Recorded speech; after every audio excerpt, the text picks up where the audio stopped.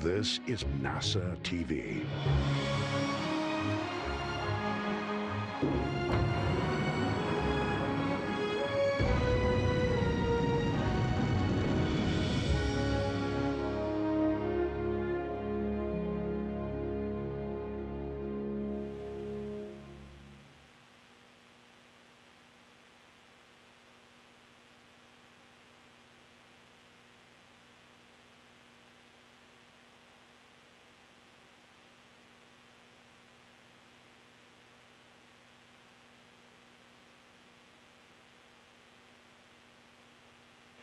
Station Houston on 2, stand by. We're working through some connection issues. We're standing by.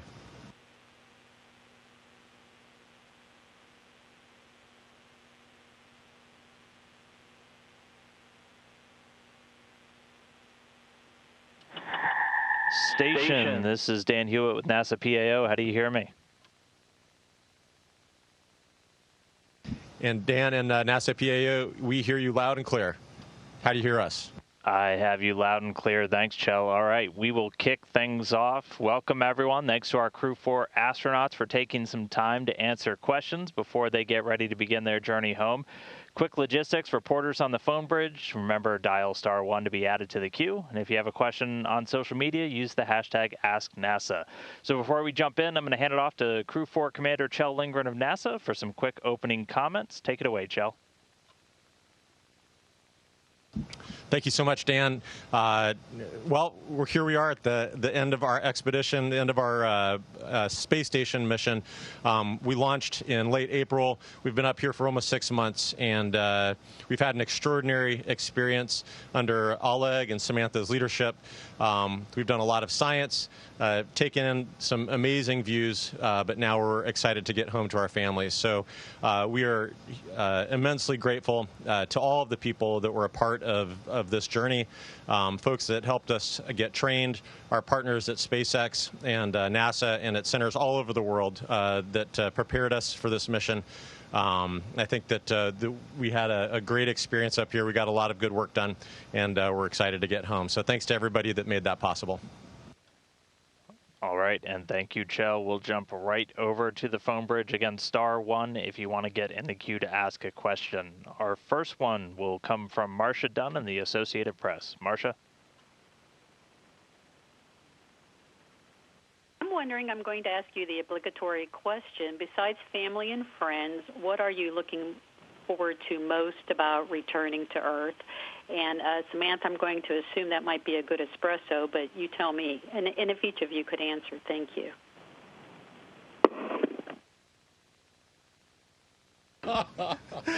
I think you hit the nail on the head for most of the crew on the espressos anyway. But yeah, thanks for that question. I think for me, certainly some ice cream, some pizza, but above all, you nailed it. It's seeing family and friends when we get home. Our families make such big sacrifices for us to be able to come up here and do this amazing thing and, to benefit humanity. But getting back and seeing them, getting those first few hugs when we get back is really going to be awesome. Really looking forward to that.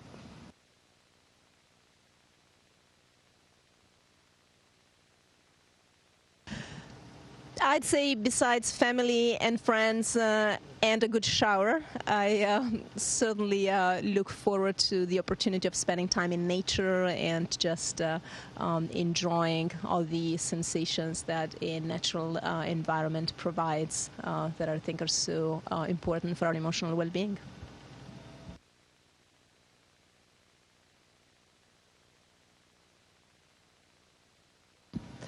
Yeah, I certainly concur with my crewmates here, family, friends, and good food.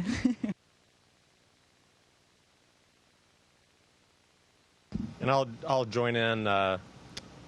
Probably a cold drink with ice in it, drinking from a glass or a mug, and some great coffee.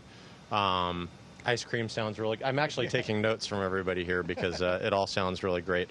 But definitely looking forward to getting back home, getting back to our families, and just relaxing with everybody there.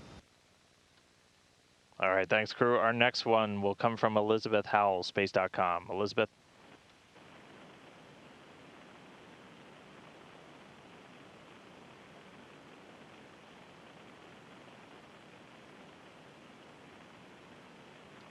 All right, sounds like we might have lost Elizabeth. We'll jump now to Bill Harwood with CBS News. Bill?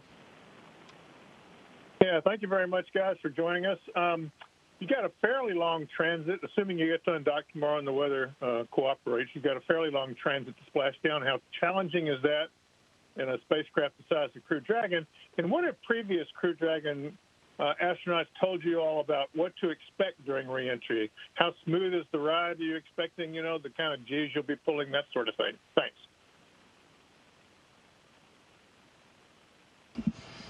I think that, thank you for the question. It sounds like maybe we'll have up to 20 hours and during phasing to get back home for reentry. I think that we're all kind of looking forward to it. It is definitely a smaller volume than we're used to here up on station, but we had about a 17-hour transit on our way up here. Everything was very new. For two of our crew, we were new to weightlessness. Now I think we've got a lot of experience in here, experience with weightlessness and living and working in space. And so to be back in that homey Crew Dragon volume, I think is going to actually be a lot of fun. And we're going to soak in, it's an opportunity, kind of a bonus opportunity to soak in the amazing views of the Earth as we're ready to get home.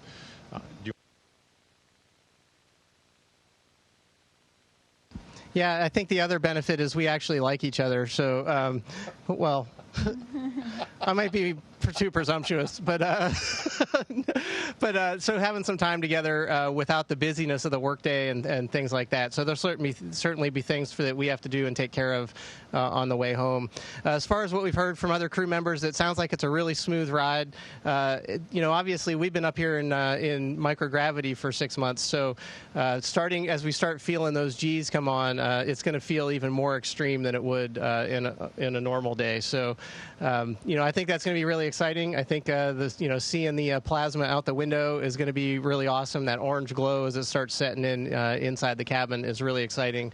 And then obviously getting under the main chutes and splashing down in either the Atlantic or the Gulf of Mexico is going to be awesome. So I think when that hatch pops open and we feel that first breath of humid air, it's going to be pretty refreshing.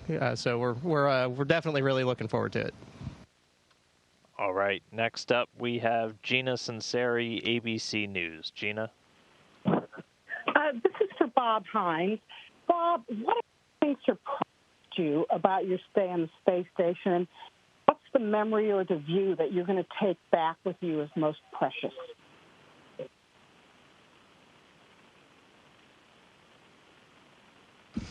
Yeah, thank you. That is a great question, and I think from the time that the countdown clock went to 0, I've been trying to do that all the way up here, and during this entire mission is just kind of take in the special moments and kind of mentally imprint those on.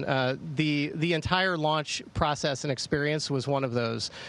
Just that whole experience of coming off the pad, the acceleration, the immediate stop of the engines at staging, and then the gradual, absolutely insane acceleration to orbital speed, and then the instantaneous cutoff and we're in weightlessness. That whole experience is one of them.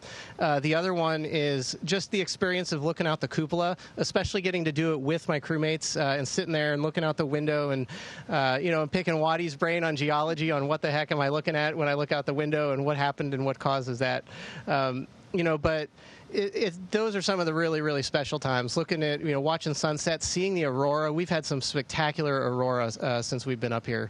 And then, working with the teams on the ground, doing the problem solving and fixing things up here has been a lot of fun. And certainly the science that we're doing up here, to just better things for, not only us and furthering exploration, but also making things better back on Earth as well.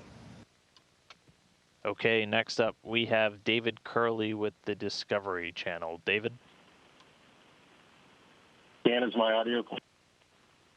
Yeah, go ahead, David. Thank you, sir. Dr. As a geologist who has worked on the planet for her entire career, what did you see, what did you learn looking down on Earth from a geologist's point of view? And I'm sure you've done plenty of camping expeditions. How did this one compare? Thank you. Yeah, absolutely. Thank you for the question. And yeah, so you mentioned that I am a geologist and spent most of my career working on the planet, but actually most of my research was on a different planet. So I have done most of my research and professional work looking at the geology of Mars.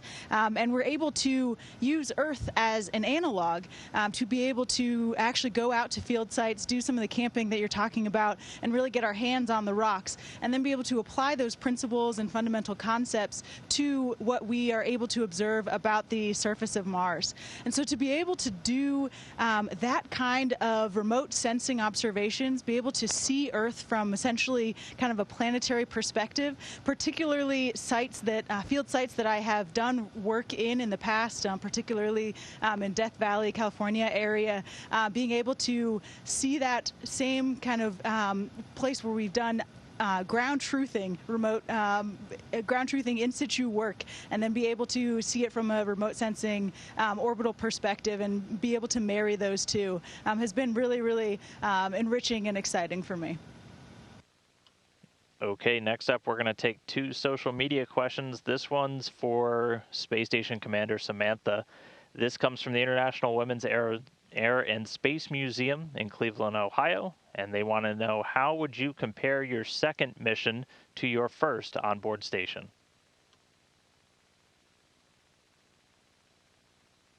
Well, first of all, hello to the friends in Cleveland, and I would say the first time the experience, especially at the beginning, feels quite overwhelming in terms of emotions that you feel, in terms of things that you learn, in terms of physical impressions.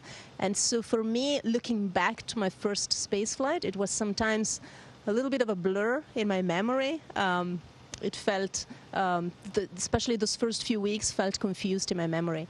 And I think that coming back for a second time, what I was really looking forward to, and I think that's also what happened, is the opportunity of living the experience again, but with, the experience of the first space flight, and so the ability of noticing many more details, committing them to memory, savoring every detail, every experience.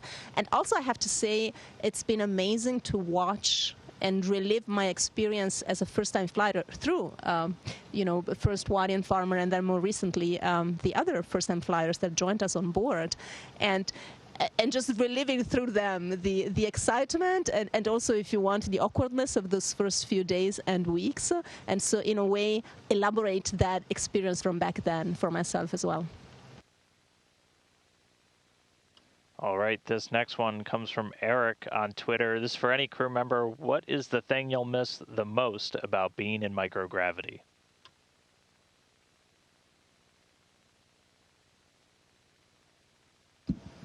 The thing that we will miss the most, I think all of us are going to miss being able to float. I mean, it's such a bizarre thing, and I think so amazing that our brains are able to adjust to it so quickly.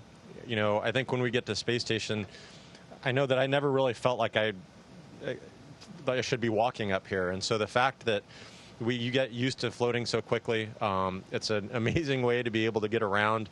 I think we'll miss floating and miss just the views, the opportunity when you're floating past a window to just look out and see Australia or Africa, or the immensity of the ocean with clouds speckled across it. And it just freezes you, and you just want to you stare at it for a little while and just try to comprehend it. And I think we're all going to miss that. Okay, going back to our phone bridge now, we'll go to Russell Pounds with Pacific Rim Media. Russell? Good morning. I'm calling from Alaska today, and this is for Dr. Lynn. And my question is about medical research. Is there an experiment you worked on during this mission that you think may be of most benefit or most interesting to those of us back here on Earth? Thanks. Thank you for that question. I think that's one of the really remarkable things about the space station, is that it is not just dedicated to a single line of science, but is, we have combustion science, basic science, physics, astrophysics, and we're doing biological or medical research up here as well, and really a whole suite of it. Some of the experiments that I really enjoyed working on and I'm particularly interested in are, we had a project on immunosenescence, so really looking at the aging process of immune cells to better understand the immune system dysfunction that we see in astronauts here on orbit. So we see some immune hyperactivity and some immune system depression. And so truly understanding that at the cellular level, that was a lot of fun to participate in, to be a part of, and to conduct that research up here for the amazing team back on the Earth. We've had other projects that are using electron microscopes. We are the subjects of a lot of studies as well, and so it's really interesting, and we're very hopeful that a lot of that leads to improvements in diagnosis and therapeutics back on Earth. Okay, next up on our phone bridge, we have Mark Carreau with Aviation Week and Space Technology. Mark? Thank you. My question's for Dr. Lindgren and Samantha Cristoforetti. Each of you flew on the space station previously, and I wonder how you might describe or assess the structural integrity and day-to-day function of the station at this point.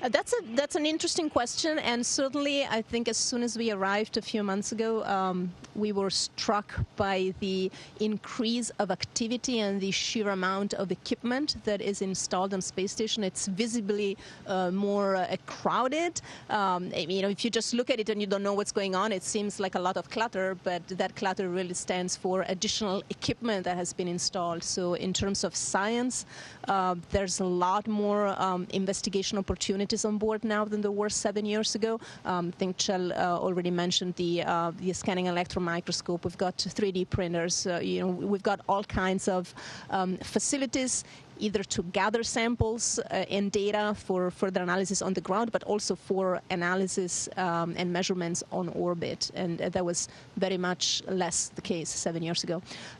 There is also a strong effort to use space station as a platform for maturing exploration technologies, especially when life support is concerned. So there is a whole slew of ECLS, like life support technology demos that are running on space station. Again, something new. We have a second toilet with a whole new toilet stall that we didn't have back then, that is due to become operational soon. And so it's an ever busier space station. Okay, next up, I think we have a reconnected Elizabeth Howell with Space.com. How do you hear us, Elizabeth? I hear you fine. You hear me? Got you. Go ahead. Fantastic. Thanks, everybody, for all your help today. This question is first directed to Jessica, but I'd also like to hear from everybody. Can you talk about how the ISS is a springboard for moon research, particularly regarding the Artemis program? Thank you. Yeah, absolutely. Thank you for the question. It is a really important part of what we are doing up here, and really exciting part of what we are able to do up here, using the International Space Station as a test bed for future exploration. So that looks like many different things. Samantha has mentioned a couple of them, looking at technologies as it relates to life support and how we can progress those technologies in order to support future exploration. We have experiments like X-Roots, which is investigating means of growing plants and growing crops on a larger scale without soil, so without the overhead in terms of volume, mass, and containment that comes with soil, that will have really important applications and implications for future exploration. We also are looking into some of the effects of human spaceflight on the human body and the human brain. So looking into cognitive effects as well as physiological ones. And we are looking into ways to protect against some of the hazards that are associated with some of this exploration. For example, of course, radiation is one of the biggest factors that needs to be mitigated as we move forward.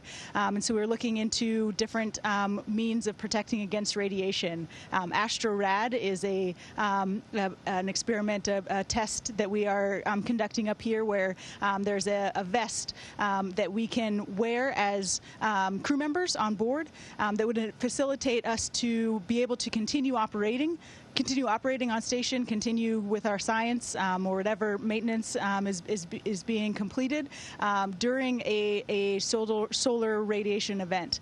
So we're looking at how effective that vest is, and then we're also going to be sending that vest up on Artemis 1. So coming up here shortly, that vest will be going up on the mannequin on Artemis 1, and we'll be able to compare that data with the experience of actually wearing it here on ISS. So many examples of all of the ways that the ISS is really enabling us to further technologies and understanding that will enable us to go further into the solar system. Okay, next up we have Marvin Marshall with the Nighttime News Space Report. Marvin? Hi, good morning. My name is Marvin Marshall from the Nighttime News Space Report on Twitch.tv. This question is for all of you. When you return home here soon and think about looking outside the International Space Station, what will each of your most memorable, city or natural occurrence that you witnessed from orbit be? And thank you for everything, and we look forward to seeing you all back home shortly.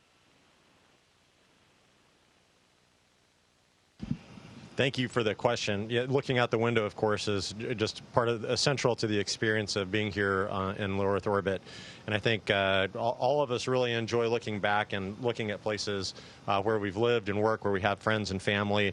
For me, there's a really cool pass that starts in the northwest and flies over Colorado, where I spent much of my undergrad and graduate school years and medical school years.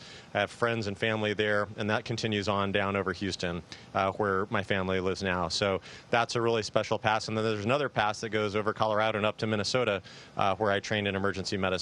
So those are really special. But I agree with Bob. The aurora, for me, it's spectacular, ethereal, and something that I'd love to see on the Earth sometime. But seeing it from space, flying through it, is absolutely incredible. Yeah, I totally agree. I've got a pass, my pass, right? But I moved around a lot as a kid, and so I have a lot of those kinds of places as well. But there's one that kind of goes up just off the East Coast, and then it goes over, and then it actually touches Europe too, where there's a couple places that I've lived over there. So that's one pretty big epic pass. And during the right time of year, there's a little bit of the aurora borealis in the top end of that orbit as well. So it's pretty spectacular. But it's hard to pick just one. I think, when I'm asked questions like that, it's not just one. It's the whole idea of looking out the window, and every time, even if you fly over the same spot, it's different. The weather patterns are different, different time of year, the colors change. If there's a drought or lots of rain, that just changes the look of everything. All the surface processes that are going on all around the world are just absolutely amazing, and it just never gets old. Like, you never see the same thing twice. And so I think one of the cool things we get is this global perspective of how everything is interacting with everything else. We can see sands being blown off the Sahara, and then you start witnessing those coming into the Gulf of Mexico and then getting blown over the U.S. And so you can see stuff like that, and you can see all those different processes going together. And to me, it's the way that system of systems interact is just really, really neat. All right, our next question comes from Manuel Mazzanti with Debate. Manuel? Hi, how are you? Thank you so much, and congratulations to the four of you on a successful mission. I cover the space program in Spanish, and this is a question for Jill, because I know that a few days ago, you had the chance to talk to Argentinian students in a base in Antarctica. So you know your experience, even considering an interesting situation that you're talking from an isolated place like ISS another isolated place like Antarctica. Gracias. Thank you. That was a really remarkable experience, and to have, as you mentioned, that shared experience of living in a relatively isolated area, seeing the same faces every day, and so sharing that kind of common experience. And I think that's one really powerful thing about being up here is that ability to connect and communicate with places all over the world and to share the experience, to share the views that we have up here. It is absolutely amazing seeing the space station, getting to live and work here. An absolute privilege to be a part of this team that has joined countries and nations all over the world to build this remarkable orbital platform and to see what we're able to do as an international community working towards towards peaceful means and what we are able to accomplish. And to be able to share that, demonstrate that to the world, I think is very powerful. And being able to communicate with students not just in a different country or continent, but in Antarctica, in an Antarctic base, was a really special experience for me, and I hope the students had a great time with it as well. Okay, getting towards the end of our window, we've got time for a couple more. We'll go to Sophie Sanchez with Cosmics Chicago. Sophie? Good morning from Chicago. Last month, Samantha, you shared a video about edible insects, and it opened a lot of conversation about food sustainability here on Earth and in space. I was wondering if you can share what future space food tech you're working on in the space station that you're surprised by. And Jessica, you mentioned X-Roots. Have you found space gardening easier or harder in space than it was here on Earth? Thank you.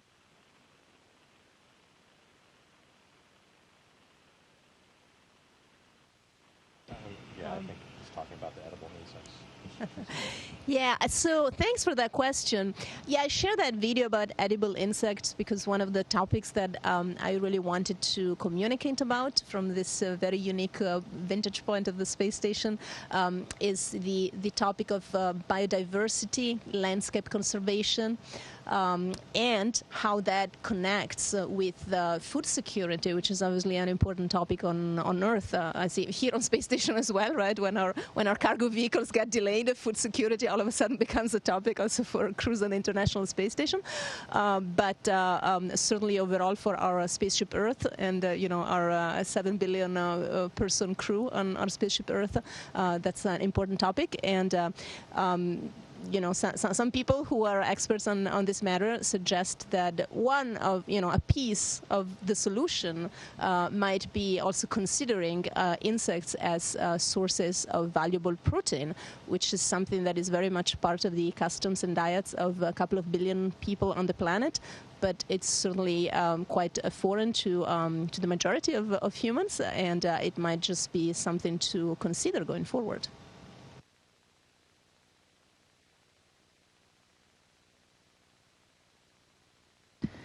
And to answer your question about space gardening, I have set a pretty low bar in terms of my gardening capabilities on Earth. So I have learned a lot being able to exercise my green thumb here on board. And I'm so grateful for the amazing team of people on the ground who help walk us through everything that we need to be successful in terms of growing crops up here. It's been awesome to be able to walk into the Columbus module and smell the smell of leaves growing, of plants growing. It is really unique and just kind of really fulfilling and encouraging. And so being able to grow peas and tomatoes with our own two hands, if you will, has been really amazing. So we really appreciate all of the work of the scientists and all the people behind the scenes that allow us to enjoy that. All right, well, that's going to take us to the end of our window. Thanks, everybody, for sending in your questions. Special thanks to Chell, Samantha, Jessica, and Bob for taking a few minutes to talk to us. Everybody head over to nasa.gov/commercial crew for the updates on their return and how you can follow their journey home. Thank you to Crew 4. We'll let you guys get back to work.